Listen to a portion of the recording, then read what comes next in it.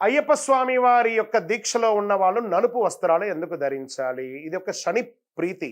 ఆయనకి చెప్పారు. ఏం చెప్పారు? శని బాధ వినాశాయ ఘోర సంతాపహారిణే కనకాలయ అంటే స్వర్ణ మందిరంలో ఉన్నాడు. కనకాలయ భాసాయ భూతనాదాయతే నమః. ఆయన ఏమన్నారు? శని ప్రీతి కోసం నా దీక్ష తీసుకోండి. 41 రోజులు పిచ్చివాడిలాగా గడ్డం మీసాలు పెంచుకొని బ్రహ్మచర్యం ఉండి నల్లని వస్త్రం ధరించండి. మీకు శని భగవానుడు దగ్గర కూడా రాడు. నీల వస్త్రధారి ఉంది, నలుపు ఉంది. నలుపుని చెప్తున్నారు, నీల వస్త్రధారి ఆ స్వామివారి యొక్క వస్త్రమే నీల వస్త్రధారియే శరణం అయ్యప్ప నిత్య బ్రహ్మచారియే శరణం అయ్యప్ప. అలా నీలము నలుపు అని చెప్పబడింది.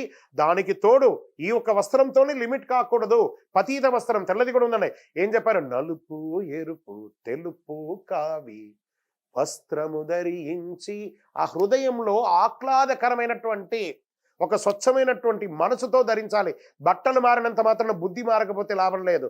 ఆ బట్టలతో పాటు బుద్ధి కూడా మారి సాత్వికమైనటువంటి రూపం ఎవరిని చూసినా ఒక స్వామి అని అలా ఆ పలకరింపులోనే కళ్ళు మూసుకోగానే ఆ స్వామి వారి యొక్క దివ్యమంగళ రూపం కనబడాలి. అది దీక్ష.